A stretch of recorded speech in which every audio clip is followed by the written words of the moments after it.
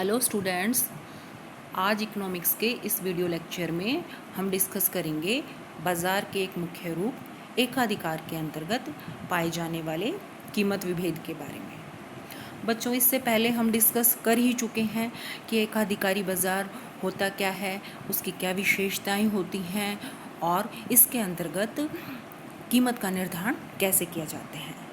आइए आज हम डिस्कस करते हैं इस एकाधिकारी बाजार के अंतर्गत पाए जाने वाले कीमत विभेद के बारे में। तो बच्चों, जैसा कि हम पहले डिस्कस कर चुके हैं कि एकाधिकारी बाजार होता क्या है, क्योंकि जैसा कि इसके नाम से ही पता चलता है कि इसमें मोनो प्लस पोली दो शब्दों से ये मिलकर बना है।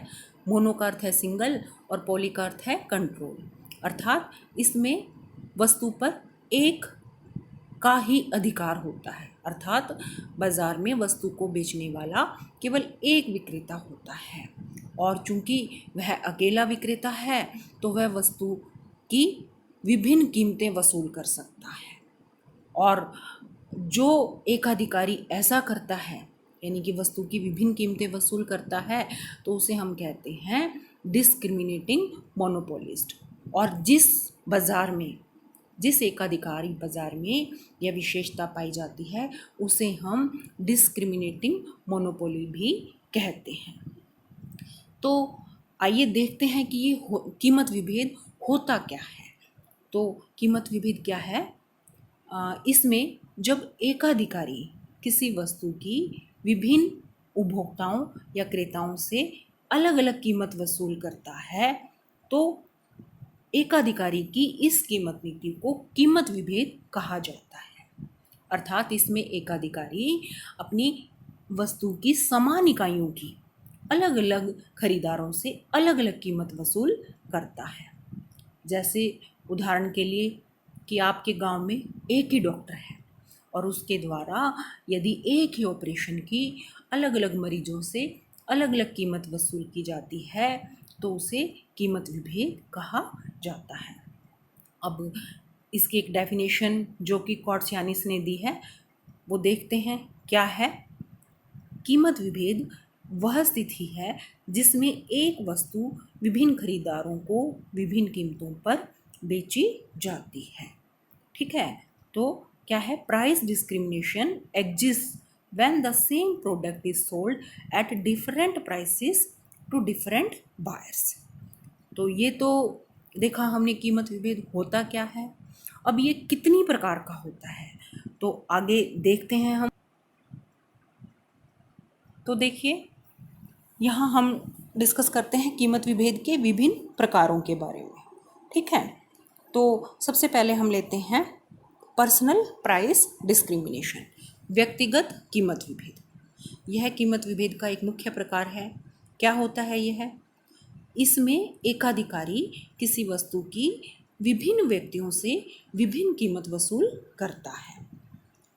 अर्थात जब एकाधिकारी एक ही वस्तु की अलग अलग व्यक्तियों से अलग अलग कीमतें लेता है तो उसे हम व्यक्तिगत कीमत विभेद कहते हैं। जैसे कि अभी हमने एक एग्जाम्पल जो डिस्कस किया था कि एक डॉक्टर के द्वारा एक ही प्रकार के ऑपरेशन की अलग अलग व्यक्तियों से अलग अलग कीमत लेना व्यक्तिगत कीमत विभेद कहलाता है।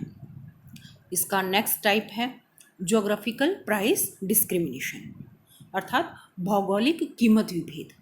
इसमें क्या होता है कि जब एकाधिकारी एक ही वस्तु की अलग अलग स्थानों पर अलग अलग कीमत वसूल करता है तो इसे हम भौगोलिक कीमत विभेद कहते हैं।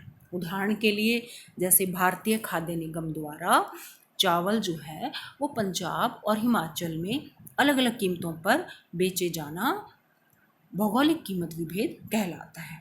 उसके बाद नेक्स्ट आता है price discrimination according to use, यानी कि प्रयोग के अनुसार किए जाने वाला कीमत विभेद। इसमें क्या होता है कि जब एकाधिकारी एक ही वस्तु के अलग अलग प्रयोगों के लिए अलग अलग कीमत वसूल करता है तो उसे उपयोग अनुसार कीमत विभेद कहा जाता है। जैसे कि बिजली विभाग द्वारा बिजली की जो यूनिट रेट है वो कृषि के लिए या उद्योगों के लिए अलग रखी जाती है और घरेलू प्रयोग के लिए अलग रखी जाती है। तो ये तो हुआ उपयोग के अनुसार किए जाने वाला कीमत विभेद। अब ये हमने देखे कि कीमत विभेद कितनी प्रकार का होता है। अब ये कीमत विभेद जो है वो सफल कब होगा, तो इसके लिए कुछ शर्तें पाई जानी जरूरी है। तो देखते हैं हम शर्तें। देखिए बच्चों, ये हैं कीमत विभेद की शर्तें, यानी कि ये शर्तें पाई जाएंगी तभी कीमत विभेद जो है वो सफल होगा। तो सबसे पहली और मुख्य शर्त क्या है कि एकाधिकार का अस्तित्व, एग्जिस्टेंस ऑफ मोनोपोली, कि यदि बाजार में वस्तु का एकाधिकार है यानी कि एक ही विक्रेता है, तभी कीमत विभेद करना विक्रेता के लिए सफल हो पाएगा। अन्यथा यदि उसके बाजार में प्रतियोगी हैं तो वह कीमत विभेद नहीं कर पाएगा। उसके बाद अगली शर्त क्या है, सेपरेट मार्केट, अलग बाजार, यानी कि एकाधिकारी जो है वो अपनी वस्तु की अलग अलग इकाइयाँ अलग अलग बाज़ारों में बेचेगा, तभी वह कीमत विभेद कर पाएगा। ओके, उसके बाद नेक्स्ट है आपका difference in the elasticity of demand, अर्थात विभिन्न बाज़ारों में मांग की लोच अलग अलग होनी चाहिए। और ऐसे में क्या है, कीमत विभेद करना किस प्रकार सफल हो पाएगा कि एकाधिकारी जो बाज़ार ज़्यादा लोचदार है वहाँ कीमत कम रखेगा और जो कम लोचदार है वहाँ पर कीमत ऊंची रखेगा, और इस प्रकार वो कीमत विभेद कर पाएगा। उसके बाद अगली शर्त क्या है, बाजार के विभाजन व उप विभाजन पर किए जाने वाला खर्चा कम से कम होना चाहिए। अर्थात एकाधिकारी जो है अपने बाजार को विभिन्न भागों में बांटता जो है, उस पर वो जो खर्च करता है वो कम से कम होना चाहिए। यदि ऐसा नहीं हुआ तो कीमत विभेद करने से उसे जो लाभ होंगे वो उसके समाप्त हो जाएंगे। उसके बाद कौन सी शर्त है, production of commodity by order, यानी कि जब कोई उपभोक्ता ऑर्डर देकर कोई वस्तु बनवाता है तो ऐसे में एकाधिकारी कीमत विभेद कर पाता है, यानी कि ऑर्डर देकर बनवाई गई वस्तु के लिए वो अधिक कीमत वसूल कर लेता है। उसके बाद है लीगल सैंक्शन, कि कई बार कीमत विभेद को कानूनन स्वीकृति भी मिली होती है। जैसे बिजली विभाग की जो यूनिट रेट्स हैं, रेलवे विभाग की सेवाएं जो हैं, उनमें क्या है, कानूनी रूप से कीमत विभेद किया जाता है। उसके बाद है आपका प्रोडक्ट डिफरेंशिएशन, वस्तु विभेद, यानी कि एकाधिकारी जो है वस्तु में थोड़ा सा विभेद करके, यानी कि विभिन्नता करके वो कीमत विभेद कर सकता है। कैसे करता है वो वस्तु के रंग, रूप, आकार, क्वालिटी इत्यादि में थोड़ा सा परिवर्तन कर देता है और कीमतों में अंतर कर सकता है। उसके बाद नेक्स्ट है बिहेवियर ऑफ द कंज्यूमर्स। तो ये क्या है कि इसमें कई बार उपभोक्ताओं का व्यवहार ही ऐसा हो जाता है कि कीमत विभेद स्वतः ही संभव हो जाता है। जैसे कि एक एकाधिकारी है, उसकी एक दुकान जो है वो अच्छे सेक्टर के मार्केट में है और एक दुकान जो है वो लोकल मार्केट में है। तो ऐसे में कुछ उपभोक्ता जो हैं वो वस्तु को एक चीज़ और यहाँ पर कि जो सेक्टर वाली जो शॉप है वहाँ पर एकाधिकारी ऊंची कीमत रखता है वस्तु की, उसी वस्तु की, और लोकल मार्केट में कम कीमत रखता है। तो ऐसे में कुछ उपभोक्ता जो होते हैं वो वस्तु को लोकल मार्केट से खरीद कर उसे सेक्टर वाली मार्केट से खरीदना ज़्यादा पसंद करते हैं। तो इस प्रकार उपभोक्ताओं के व्यवहार की वजह से भी कीमत विभेद करना संभव हो जाता है। तो बच्चों, ये थी आपकी कीमत विभेद की शर्तें या कीमत विभेद कब संभव हो पाता है। अब इसके बाद देखिए कीमत विभेद करना कब लाभदायक हो। तो अभी हमने ये शर्तें तो देख ली कि कब संभव हो पाता है, और इसके अलावा कब लाभदायक कब होता है। तो कीमत विभेद जो है वो तभी लाभदायक होता है जब, ये हम पहले ही शर्त में भी ले चुके, कि अलग अलग बाज़ारों में मांग की जो लोच होती है वो अलग अलग होती है। तो ऐसी स्थिति में एकाधिकारी जो है वो कम सीमांत आय वाले बाजार से वस्तु को निकालकर अधिक सीमांत आय वाले बाजार में बेचता है, तो इस प्रकार उसे लाभ होता है। तो मार्जिनल रेवेन्यू का आपको फार्मूला पता ही है। क्या मार्जिनल रेवेन्यू का फार्मूला क्या होता है? MR is equal to AR into E-1 upon E। MR क्या है? सीमांत आय, और AR क्या है? औसत आय। E क्या है? Elasticity of demand. अब मान लीजिए एकाधिकारी जो है वो दो बाजार A और B में वस्तु को बेचता है, और वहाँ पर कीमत क्या है? 20 रुपये है। ठीक है। अब मांग की लोच दोनों बाज़ारों में अलग अलग है। मान लीजिए बाज़ार A में है 2 और बाज़ार B में है 5। अब बाज़ार A में सीमांत आय क्या होगी? 10 रुपये। ठीक है। और बाज़ार B में सीमांत आय क्या होगी? 16 रुपये। ठीक है। अब एकाधिकारी क्या करेगा कि बाज़ार A से जो है वो वस्तु की कुछ इकाइयाँ निकालकर बाज़ार B में तब तक बेचता रहेगा जब तक कि दोनों की सीमांत आय बराबर नहीं हो जाती। तो उसे ऐसा करने से उसे अधिकतम लाभ प्राप्त होंगे। तो ये तो देखा आपने कि कीमत विभेद कब लाभदायक होता है। अब हम देखते हैं कि इस कीमत विभेद के अंतर्गत उत्पादन व कीमत का निर्धारण किस प्रकार किया जा सकता है। अब कीमत विभेद के अंतर्गत कीमत का निर्धारण करने के लिए हम यह मान लेते हैं कि एकाधिकारी जो है वो अपने प्रोडक्शन को दो बाज़ारों में बांट लेता है, A और B। ठीक है। दो बाज़ारों में वो बेचता है, और इन दोनों बाज़ारों में मांग की लोच अलग अलग है, ये हमें मानना पड़ेगा। तो ये दोनों मान्यताएं हमने ली। अब इन दोनों मान्यताओं के आधार पर जो एकाधिकारी है जो कि कीमत विभेद करना चाहता है, तो वो क्या क्या चीज़ें निर्धारित करेगा। तो सबसे पहली चीज़ क्या है? सबसे पहले उसे क्या निर्धारित करना है कि टोटल प्रोडक्शन कितना करे वो, और दूसरी चीज़ क्या है कि दोनों मार्केट्स में वो कितना कितना प्रोडक्शन बेचे, और तीसरी चीज़ कि दोनों बाज़ारों में जो उत्पादन बेचेगा वो किस कीमत पर बेचेगा। अब ये तो उसने मान्यताएं भी ले ली, और क्या निर्धारित करना है ये भी देख लिया हमने। अब उसे अधिकतम लाभ तभी प्राप्त हो पाएंगे जब दो शर्तें पूरी हो जाएंगी। क्या शर्तें? पहली शर्त क्या है कि दोनों बाज़ार जो कि हमने लिए हैं A और B, ठीक है, तो उन दोनों बाज़ारों में सीमांत आय बराबर होनी चाहिए, अर्थात MRA is equal to MRB।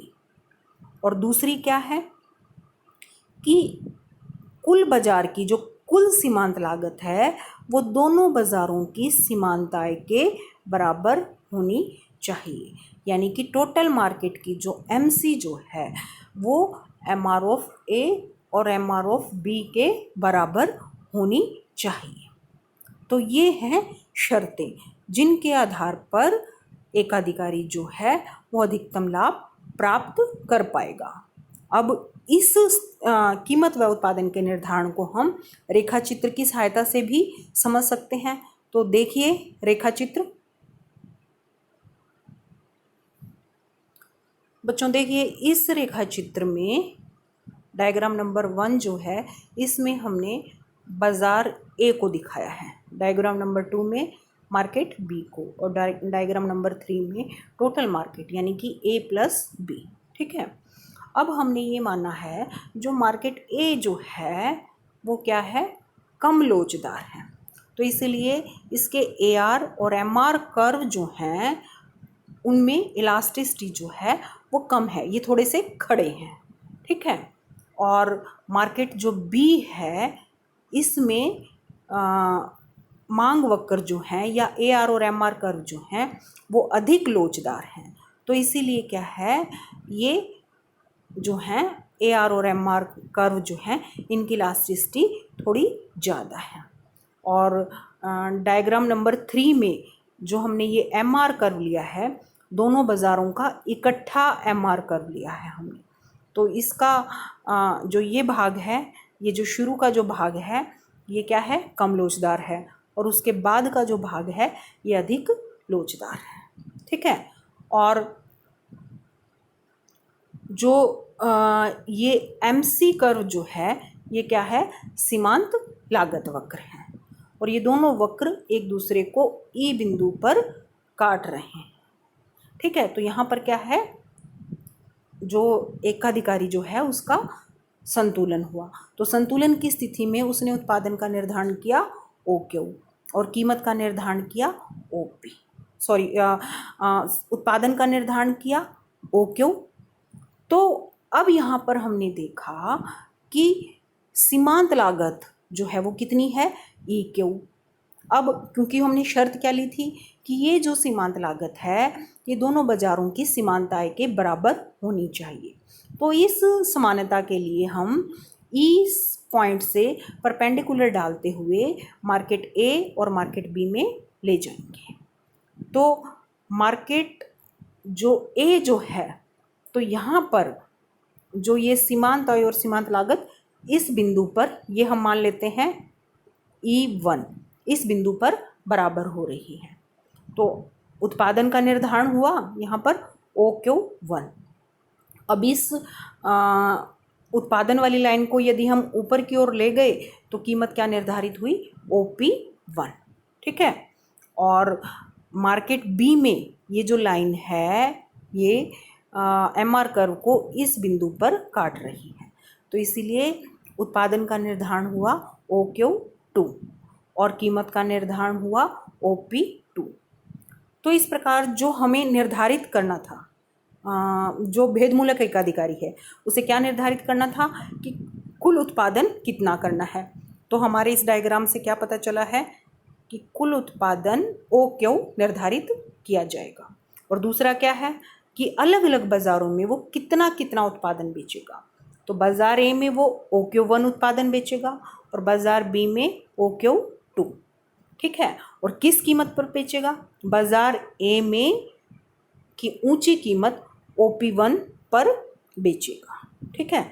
और बाज़ार B में नीची कीमत, क्योंकि ये ज़्यादा लोचदार है तो इसलिए इसमें अपेक्षाकृत नीची कीमत OP2 पर वस्तु को बेचेगा। तो इस प्रकार उसकी तीनों चीज़ें निर्धारित हो गई कि कुल उत्पादन कितना करना है और दोनों बाज़ारों में कितना कितना उत्पादन बेचना है और उन बाज़ारों में किस कीमत पर उत्पादन बेचना है। तो ये तो किया कीमत विभेद के अंतर्गत कीमत व उत्पादन का निर्धारण। ठीक है। तो आइए अब हम देखते हैं कि कीमत विभेद करने के समाज पर क्या प्रभाव पड़ते हैं।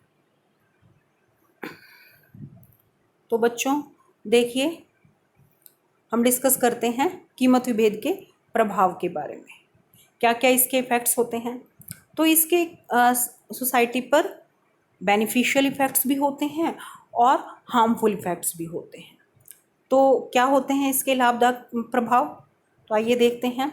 सबसे पहला होता क्या है कि बेनिफिशियल टू द पुअर, कि निर्धन वर्ग को इसमें लाभ होता है। कैसे कि यदि एक अधिकारी को निर्धन वर्ग से कम कीमत लेने पर जो नुकसान होता है उसकी वो भरपाई अमीर वर्ग से ऊंची कीमत वसूल करके कर लेता है, तो इससे निर्धन वर्ग को भी फायदा हो जाता है।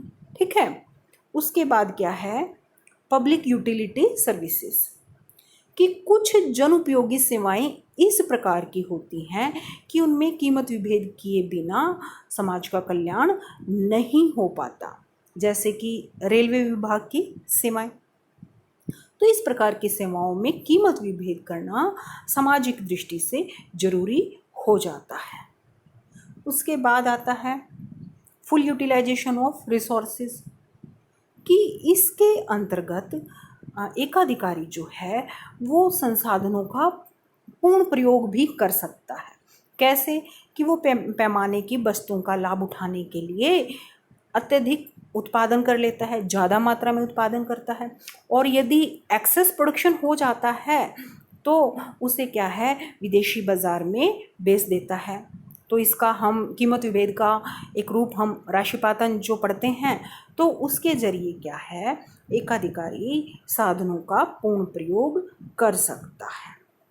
अब इन जो है पॉजिटिव इफ़ेक्ट्स के साथ साथ समाज पर इसके कुछ नेगेटिव इफ़ेक्ट्स भी हैं। वो क्या हैं? तो देखिए क्या है। पहला कि improper utilisation of factors of production, कि कई बार साधनों का क्या है, अनुचित प्रयोग होता है। कि इसमें एकाधिकारी क्या करता है कि कुछ विलासिता की वस्तुएं जो होती हैं, जिनमें कीमत ऊंची मिलने की संभावना होती है, उसमें वो साधनों को लगा देता है। तो इस प्रकार साधनों का समाज की दृष्टि से उचित प्रयोग नहीं हो पाता। ठीक है, तो इससे क्या है, समाज को नुकसान होता है। और इसके अलावा क्या है, लेस प्रोडक्शन, कि कई बार एकाधिकारी जानबूझकर लाभ कमाने हेतु क्या है, उत्पादन तो कम रखता है और उसकी कीमतें ऊंची वसूल करता है ताकि वो अधिकतम लाभ प्राप्त कर सके।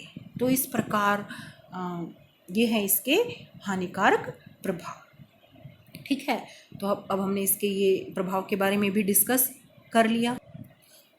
तो बच्चों इस प्रकार आपने देखा कि कीमत विभेद जो है वो क्या है, ऐसी स्थिति है या एकाधिकारी की ऐसी नीति है जिसके द्वारा वो अपना लाभ अधिकतम कर सकता है। और कीमत विभेद कई बार क्या है, समाज के लिए या कानूनी रूप से ज़रूरी भी हो जाता है। तो इस प्रकार आपने देखा कि कीमत विभेद के क्या है, समाज पर कुछ अच्छे प्रभाव भी पड़ते हैं और कुछ बुरे प्रभाव भी। तो देखा आपने ये बाज़ार के मुख्य रूप एकाधिकार के अंतर्गत पाए जाने वाले कीमत विभेद में किस प्रकार फर्म जो है या एकाधिकारी जो है वो कीमत व उत्पादन का निर्धारण करता है। तो बच्चों आपने बड़े ध्यान से सुना व देखा, तो मैं उम्मीद करती हूँ कि आपको ये वीडियो लेक्चर समझ में आया होगा। तो सुनने के लिए धन्यवाद।